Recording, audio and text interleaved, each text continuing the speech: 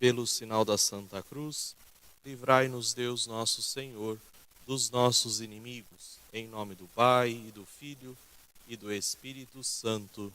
Amém. Meu Senhor e meu Deus, eu creio firmemente que estás aqui, que me vês, que me ouves. Adoro-te com profunda reverência. Peço-te perdão dos meus pecados e graça para fazer com fruto este tempo de oração. Minha Mãe Imaculada, São José, meu Pai e Senhor, meu anjo da guarda, intercedei por mim. O tema para esta 14ª reflexão que fazemos a partir dos Salmos é: Deus conhece os segredos do coração.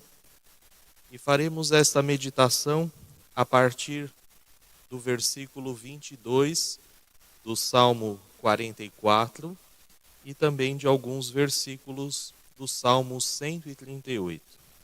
Nos diz o versículo 22 do Salmo 44.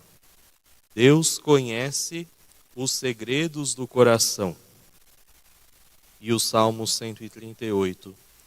Senhor, tu me examinas e me conheces. Tu sabes quando me sento e quando me levanto. Penetras de longe meus pensamentos. Vês claramente quando ando e quando repouso. Sabes todas as minhas trilhas. As trevas não são escuras para ti, e a noite brilha como o dia. A densa escuridão é para ti como a luz.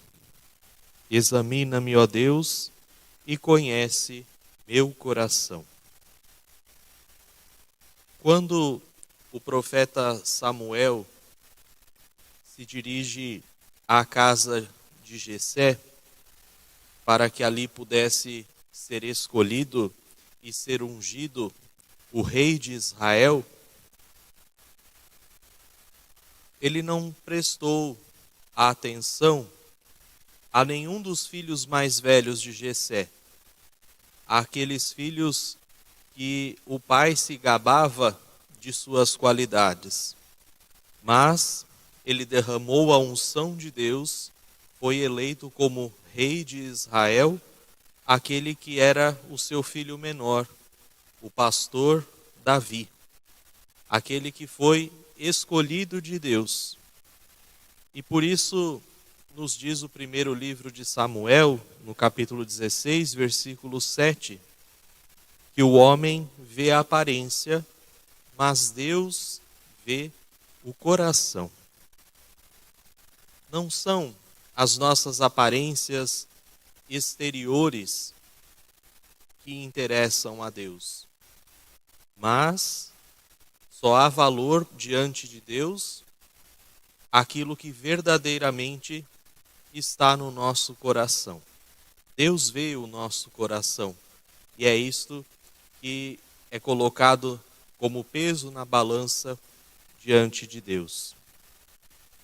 Algumas vezes nós já dissemos isso aqui, mas sempre é importante recordar que na linguagem bíblica o coração significa nem sempre propriamente o órgão do nosso corpo humano, mas em geral ele significa o mais íntimo do ser humano, aquele fundo da alma, aquele lugar onde está a raiz e também a verdade dos nossos pensamentos, dos nossos sentimentos, dos nossos desejos, das nossas intenções, das nossas decisões. É exatamente sobre isso que vai nos dizer São Paulo na primeira carta aos Coríntios, que Deus julgará a nossa vida. Por isso ele vai dizer: não julgueis antes do tempo, até que venha o Senhor. Ele porá às claras o que está às escondidas, nas trevas, e manifestará as intenções do coração. Nós vemos este versículo no capítulo 4 da primeira carta de São Paulo aos Coríntios, versículos 5. Se nós pudéssemos nos olhar num espelho e nos vermos de forma transparente, se nós conseguíssemos enxergar com transparência o nosso coração, nós imediatamente perceberíamos que nele existem ao menos 4 tipos de intenções. E é sobre estes tipos de intenções que nós queremos refletir, fazer a nossa meditação nesse momento. A primeira delas, claramente, evidentemente, são as boas intenções. Quando a gente se deixa guiar pelo amor, as nossas intenções sempre serão boas. Seja pelo amor a Deus, seja pelo amor às pessoas, pelo amor à verdade, enfim, sempre que nós nos guiamos pelo amor, as nossas intenções serão boas. Essas intenções, elas são predominadas pela graça de Deus, pela graça do Espírito Santo. E elas habitam em maior quantidade nos corações daqueles que se esforçam para trilhar nas suas vidas o caminho de Deus. Vai nos dizer São Paulo na carta aos Romanos a esse respeito. Não vos identifiqueis com este mundo, mas transformai-vos, renovando a vossa maneira de pensar e julgar, para que possais distinguir o que é da vontade de Deus, a saber, o que é bom, o que lhe agrada, o que é perfeito. Na medida que o amor de Deus, que o amor de maneira em geral, vai impregnando o nosso coração, vai tomando conta do nosso coração, até mesmo aquelas que são as mais corriqueiras, as menores das nossas intenções, ela vai se tornando boa, ela vai buscando a mesma medida de Cristo. Ela vai nos tornando adultos na fé e na vivência das virtudes. Por isso, a importância de aplicar o amor em todos os nossos gestos, em todas as nossas ações. E o maior teste de autenticidade da cruz, do amor, é exatamente a cruz. Ama de verdade aquele que sabe tomar a sua cruz, aquele que sabe carregar a sua cruz, aquele que sabe fazer as coisas até mesmo contrariado, porque sabe o valor daquela ação, porque faz aquilo para agradar a Deus, porque faz aquilo pelo bem dos outros e não pelo seu próprio bem-estar, não pelas suas próprias vontades. Mas existem também aquelas intenções que são boas, porém acabam por se estragar. E o que geralmente estraga as nossas boas intenções são as nossas vaidades e também os nossos interesses. Jesus vai nos ensinar no Evangelho de São Mateus, capítulo 16, lá nos versículos de 1 a 18, que nós devemos praticar o bem sem qualquer tipo de exibicionismo. Ele vai usar a expressão que a mão direita faça as obras e a esquerda não saiba. Então nós não devemos buscar nos exibir, não devemos buscar os elogios, não devemos buscar os agradecimentos, as recompensas, mas pelo contrário, fazer a caridade sem que ela seja notada, sem que muitas vezes ela seja percebida. Jesus também vai dizer que é preciso rezar sem que os outros percebam, sem se ostentar, sem que os outros fiquem admirados. Nossa, como ele é religioso, olha como ele reza. Buscar a oração, buscar um encontro com Deus, sem que para isso a gente seja notado. Também ele vai falar dos jejuns e dos sacrifícios, sem que seja notado também, sempre trazendo no rosto um sorriso, sempre sem desfigurar o rosto, vai dizer Jesus. Então é assim que nós fazemos as boas obras, as boas intenções.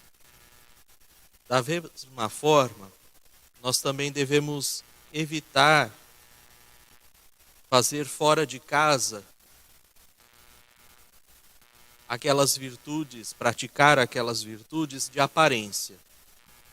Então, tudo aquilo que nós não somos na nossa casa, tudo aquilo que nós não somos no nosso lar, quando nós estamos com aquelas pessoas que são mais próximas, para nos aparecermos, para chamarmos atenção, fora de casa, a gente tem aquelas boas virtudes.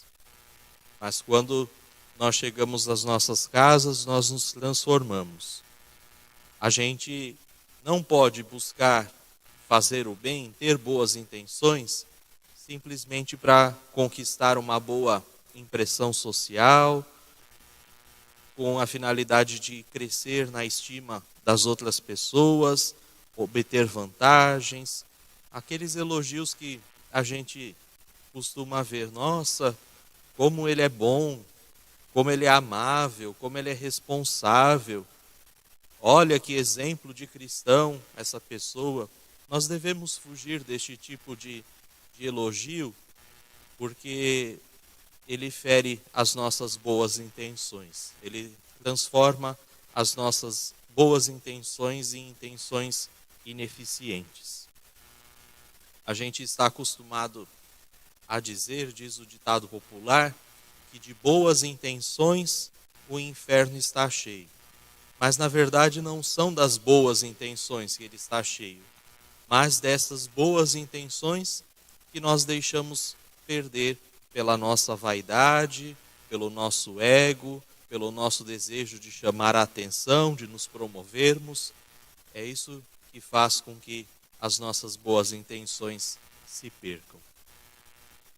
Depois nós podemos falar de uma terceira categoria de intenções, que são as intenções más, propriamente ditas.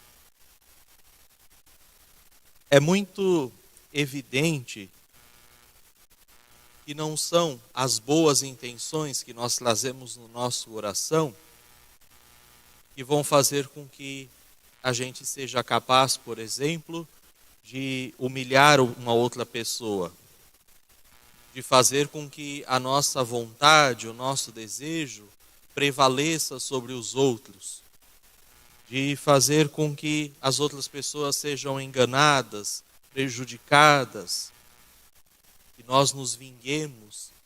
Todas essas atitudes, claramente, não são atitudes que derivam de boas intenções. É impossível que essas atitudes sejam inspiradas em boas intenções. Jesus já dizia lá no Evangelho de São Mateus, capítulo 15, versículo 18, o que sai do coração é o que mancha o homem. Santo Ambrósio, bispo de Milão, responsável pela conversão de Santo Agostinho, ele dizia que o nosso coração, ele é como uma terra, como um território ocupado pelo inimigo.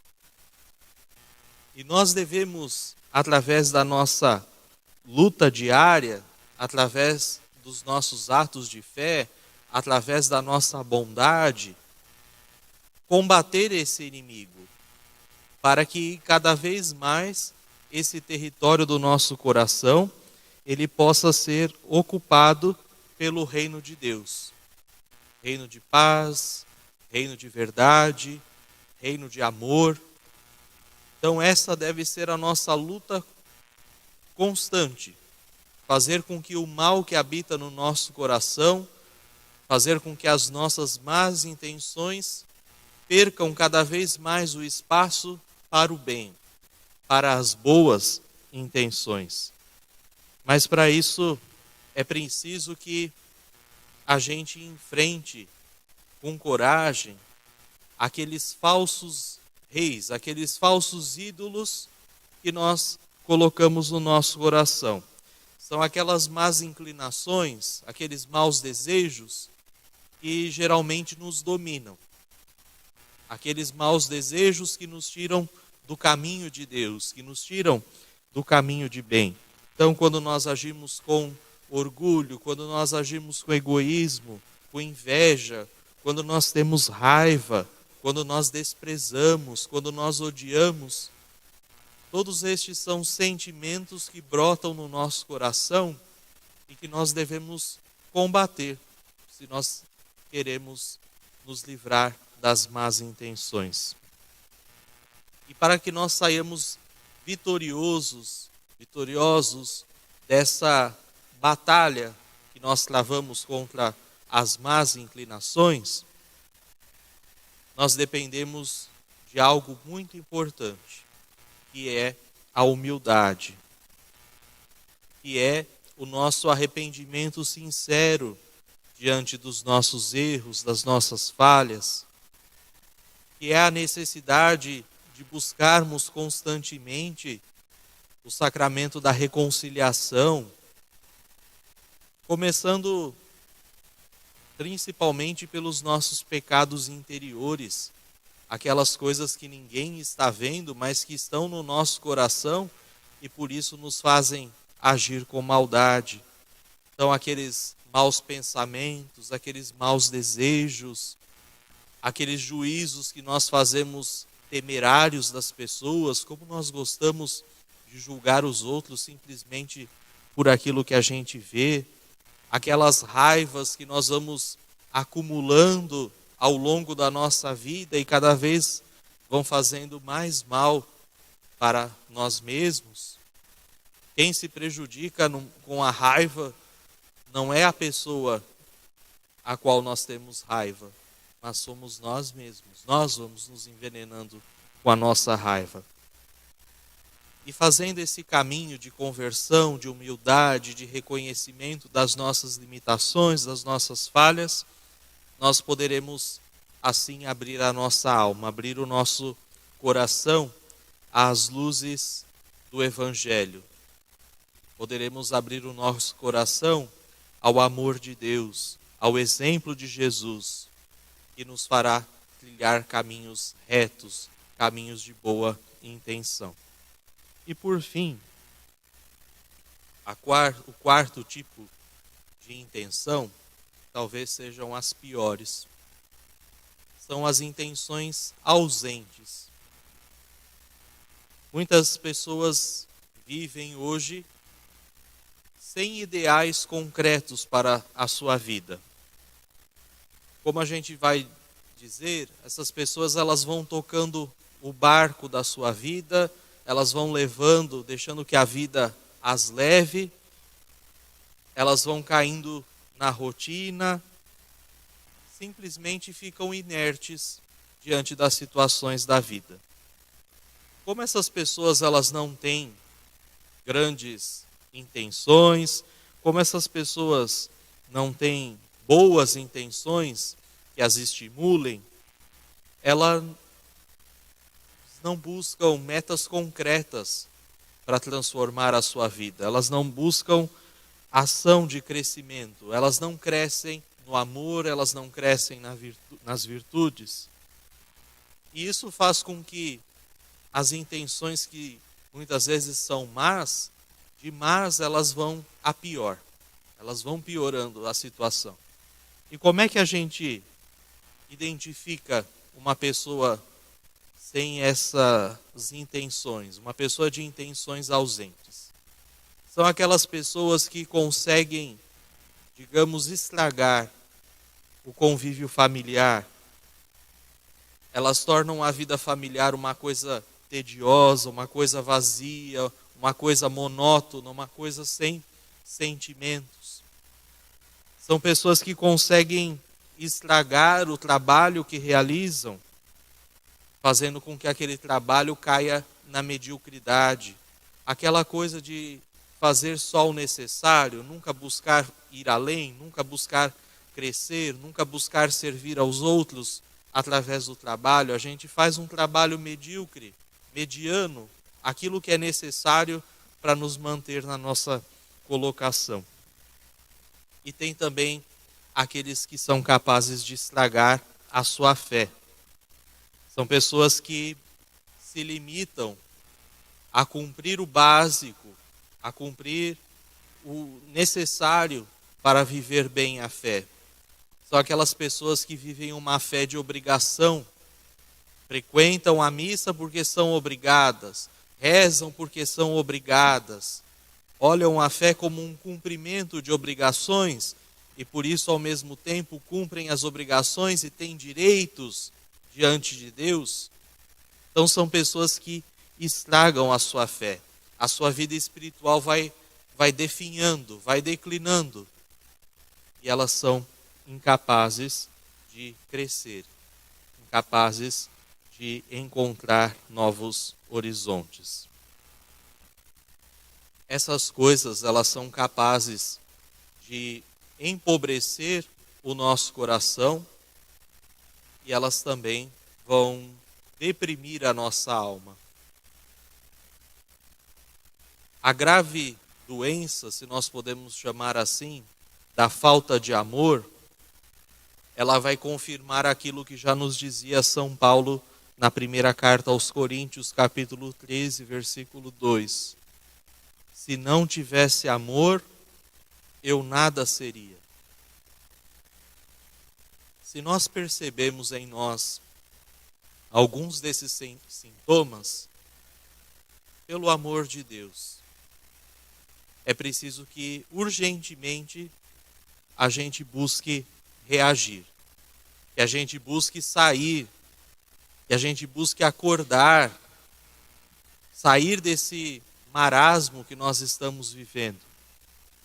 Nós precisamos também, como vai dizer São Paulo aos Filipenses, nos lançar cada vez mais à corrida do amor, à corrida da verdadeira vida cristã. Viver com amor, viver com sentido, fará com que as nossas intenções sejam boas, fará com que Deus possa ver o que está no interior dos nossos corações e assim nos conduzir cada vez mais no caminho do seu reino.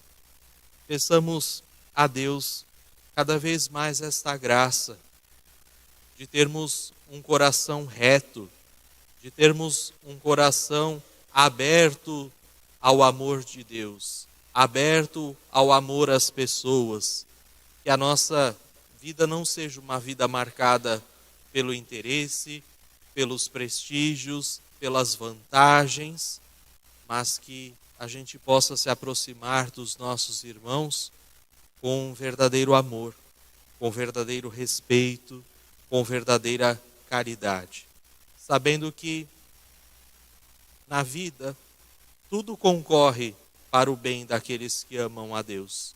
Até mesmo a caridade que você faz a alguém que aparentemente não a reconhece, fará com que você cresça no caminho do amor, no caminho das boas intenções.